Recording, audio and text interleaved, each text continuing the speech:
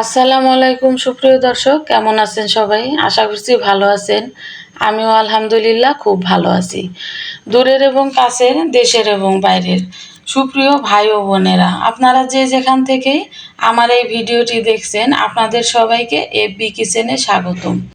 আমি আজকে আপনাদের ক্রিসপি লেয়ার্ড খাজা বানিয়ে দেখাবো। আপনারা না টেনে সম্পূর্ণ ভিডিওটি দেখবেন, তাহলে দেখবেন এরকম লেয়ার্ড খাজা আপনারা ঘরেই বানিয়ে নিতে পারবেন। এই খাজাগুলো দেখে নিশ্চয়ই বুঝতে পারছেন কতটা মুসমুসে এবং রসালো হয়েছে। সবগুলো লেয়ার্ড বোঝা যাচ্ছে। তো এখন আমি খাজাগুলো বানানোর জন্য মূল রেসিপিতে চলে আসলাম। খাজাগুলো বানানোর জন্য এখানে নিচ্ছি 2 কাপ ময়দা। এখানে ময়দাটাই দিতে হবে, আটা দিয়ে বানানো যাবে না। সাথে দিয়ে দিলাম স্বাদ অনুযায়ী লবণ আর দিচ্ছি 1.5 টেবিল চামচ ঘি। এই সব কিছু এবার খুব ভালোভাবে মিশিয়ে নিতে হবে। তো বেশ কিছুক্ষণ মাখানোর পর আমি একটা মুঠো করে দেখিয়ে দিচ্ছি, একদম ঝুরঝুরে হয়ে ভেঙে যাচ্ছে। এখন বুঝতে হবে সব কিছু একদম ভালোভাবে মিশে গেছে। এবার আমি অল্প অল্প করে পানি দেব আর ময়দার সাথে এভাবে মিশিয়ে নেব। একবারে পানিটা দেয়া যাবে না, তাতে করে ডোটা নরম হয়ে যেতে পারে। অল্প অল্প করে পানি দিচ্ছি আর ডোটা তৈরি করে নিচ্ছি। এই ডোটা এমনভাবে তৈরি করতে হবে যাতে করে একদম নরমও না হয়ে যায় আবার শক্তও না হয়। সফট একটা ডো তৈরি করে নিতে হবে। তো ডোটা রেডি হয়ে গেছে। এবার একটা র্যাপিং পেপার দিয়ে আমি ঢেকে রেখে দেব 20 মিনিটের জন্য। আপনাদের হাতের কাছে র্যাপিং পেপারটা না থাকলে সেক্ষেত্রে প্লেট বা বাটি দিয়েও ঢেকে রাখতে পারেন। 20 মিনিট পর আমি ফিরে আসলাম। দেখুন ডোটা কতটা সফট হয়েছে। এবার আমি একটা লম্বা শেপ করে নিয়ে তারপর লেচি কেটে নেব। সবগুলো রুটি যাতে করে সমান হয় সেজন্য এভাবে আমি একটু কেটে নিচ্ছি।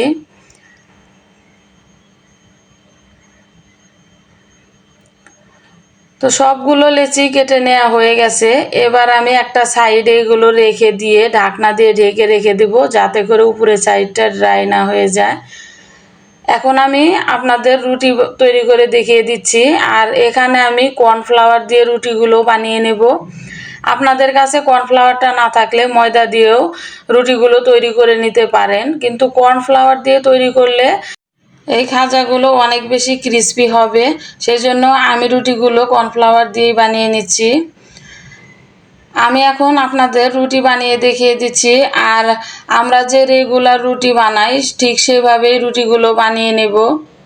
আমার একটা রুটি হয়ে গেছে। এবার আমি আর একটা রুটি বানিয়ে দেখিয়ে দেব।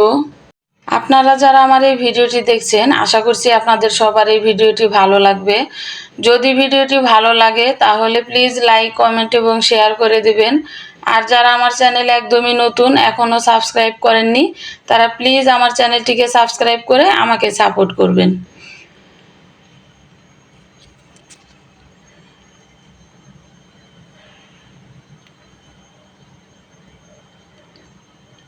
তো আমার আর একটা রুটি বানানো হয়ে গেছে। এভাবে সবগুলো রুটি আমি বানিয়ে নেব। সবগুলো রুটি বানানো হয়ে গেছে। এবার আমি একটা রুটির উপরে কর্নফ্লাওয়ার ছড়িয়ে দিয়েছি। এবার খুব ভালোভাবে মাখিয়ে নিয়ে আর একটা রুটি সেট করে নিয়েছি। তার উপরে আবারও কর্নফ্লাওয়ার দিয়ে আর একটা রুটি সেট করে তার উপরে মানে 3টা রুটি আমি সেট করে নিয়েছি একসাথে। উপরে যে রুটিটা আছে এটার উপরেও কর্নফ্লাওয়ার ছিটিয়ে দিয়ে তারপর আমি একটা টাইট করে রোল তৈরি করে নিলাম। এবার অল্প পরিমাণে পানি দিয়ে আমি মুখটা বন্ধ করে দেব যাতে করে ভাজার সময় মুখটা খুলে না যায়। এবার ছোট ছোট পিস করে আমি কেটে নিচ্ছি। খুবই আলতোভাবে এগুলো আমি কেটে নিলাম। এবার একটা সাইডে রেখে ঢাকনা দিয়ে ঢেকে রেখে দেব। এখন আমি শিরাটা তৈরি করে নেব। এখানে একটা হাঁড়িতে আমি 1 কাপ চিনি দিয়ে দিলাম, সাথে দিয়ে দিচ্ছি আধা কাপ পানি। চুলাটাকে মাঝারি আঁচে রেখে শিরাটা তৈরি করে নিতে হবে। তো শিরাতে বলক চলে আসছে। এখন আমি দিয়ে দেব 2 টুকরো লেবু। এই লেবু দেওয়ার ফলে দেখা যাবে শিরাটা একদম ঘন হয়ে যাবে না। আমি এই শিরাটা একতারে শিরা তৈরি করে নেব, খুব বেশি ঘন করা যাবে না। এবার আমি শিরাটাকে একটা সাইডে রেখে ঢাকনা দিয়ে ঢেকে রেখে দিয়েছি। এবার খাজাগুলো তৈরি করে নেব।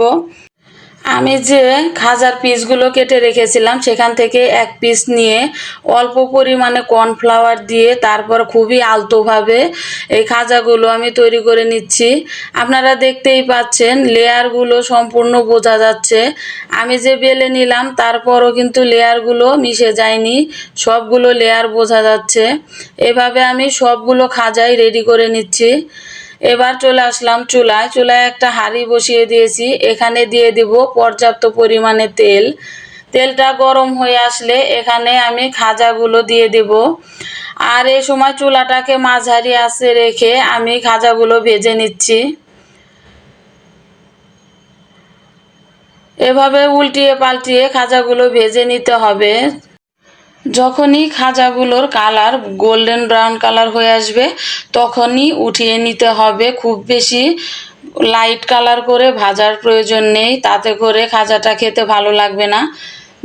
আপনারা দেখে বুঝতে পারছেন আমি কীরকম করে খাজাগুলো ভেজে নিয়েছি। তো সবগুলো খাজা ভেজে নেওয়া হয়ে গেছে। এখন আমি শিরায় ডুবিয়ে উঠিয়ে নেব। এখানে খুব বেশিক্ষণ শিরায় ডুবিয়ে রাখতে হবে না। এভাবে উল্টিয়ে পাল্টিয়ে খাজাগুলো উঠিয়ে নিলেই একদম ভেতর পর্যন্ত শিরাটা প্রবেশ করবে। আপনারা বাসায় একবার হলেও এই খাজাটা বানিয়ে খেয়ে দেখবেন যে খাজাটা কতটা ভালো লাগে। এই খাজাটা বাজারের কেনা খাজার চাইতে অনেক বেশি মজার হয়। আমি কিভাবে খাজাগুলো চিনির শিরাতে ডুবিয়ে উঠিয়ে নিচ্ছি এটা আপনারা দেখেই বুঝে নেবেন। এবার আমার সবগুলো খাজা চিনির শিরাতে ডুবিয়ে নেওয়া হয়ে গেছে। এবার আমি একটা খাজা আপনাদের ভেঙে দেখিয়ে দিচ্ছি কতটা মুচমুচে হয়েছে। শুধুমাত্র দেখার সৌন্দর্যের জন্য এখানে আমি দিয়ে দিচ্ছি কিছুটা জাফরান। আর আপনাদের হাতের কাছে জাফরানটা না থাকলে কোনো অসুবিধা নেই, এখানে জাফরানটা দিতেই হবে এমন কোনো কথা নেই।